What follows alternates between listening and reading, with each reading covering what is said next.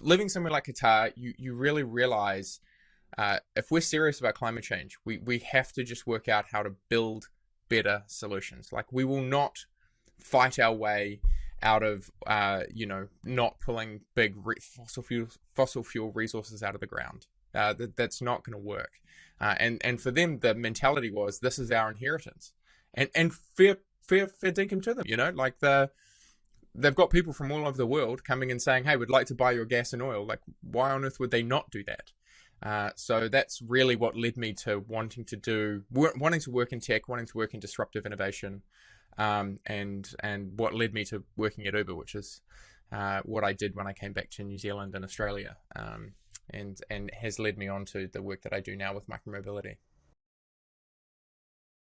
And when I hit him up, I said, look, I've just left Uber. It turns out I've made a little bit of money in doing some other things, some early stage investing that I've done in other areas, and I am really keen to support you, and I want to do another thing on cars. And he said, actually, look, it's not cars, it's electric bikes and scooters. They have all the characteristics that I can see that was in the early days of mobile phones. So we don't have an iPhone yet in the micromobility space. I still believe this. But we can see that there is a Nokia 3310. We can see that there are really compelling use cases for these vehicles. And so the context, what we think of as micromobility is all of the things that have come out of the smartphone wars. So cheap batteries, cheap accelerometers, cheap cameras, cheap computing resource, cheap motors, all of those things getting put into other things. And we can see it now. You can see it with consumer drones. You can see it in other things. We think that there's going to be a whole new explosion of different vehicle types that are going to emerge that are small and lightweight. We've looked at the data to see, is our theory correct? And I'll give a stat here that I think is one that I always get really excited about. That in New Zealand, e-bike growth has been anywhere from 50 to 100% a year for the last 5 years.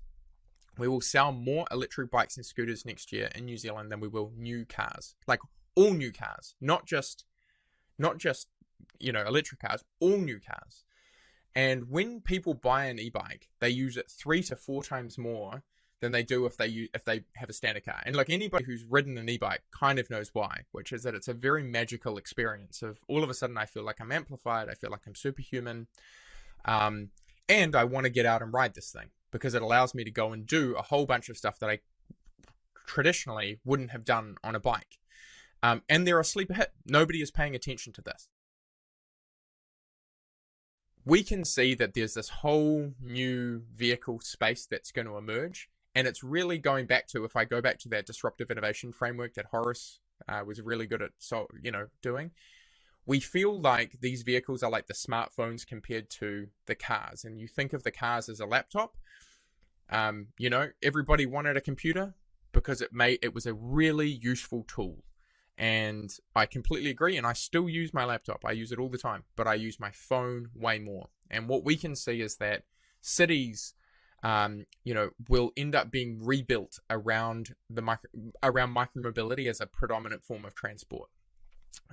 Because the cost basis of being able to use these vehicles is going to be incredibly, incredibly low. The marginal cost per kilometer when you've got electric and kind of low cost componentry and things like that, you can make, what happens when all of a sudden it only costs you 5 cents per kilometer to travel anywhere. And you can travel there at speed, and you can, it's not quite as fast as a car, but it's compelling within an urban environment where 60 or 70% of the people live in the world these days. So that's our thesis, and it seems to be confirmed so far, and we're seeing a huge amount of growth in that. This is an underappreciated solution and answer to the challenges that we face in the world, which is, you want to work out how to improve economic productivity. Great. Don't spend 1/3 of your income on transport. Work out how to radically reduce that. You want to be able to have more cities that are more connected and people who are happier because they're not spending all their time traveling in cars or stuck in traffic. Great. I've got a solution for you in that space. And you want to radically reduce emissions? Awesome. As it turns out, this is the way to do it. You 1/100th the emissions on an electric scooter is that of a standard car. So there's a little bit of fervor that we hope to be able to whip up in those folks who spend time with us. But we think entirely justified, if I may. Most people want to live in a walkable neighborhood, or a neighborhood in which they can easily ride their bikes around. In fact, most people say that, and yet only 8% of the people in the US actually do that. And the reason for that is because of the car, because we all end up with living in really sprawly cities with terrible zoning laws that have built their cities around cars. And until now, there hasn't been, you go and try and make a case that, hey, we want to build a bike-free, a bike-friendly city, and you're kind of laughed out of the room. Nobody wants to buy those things.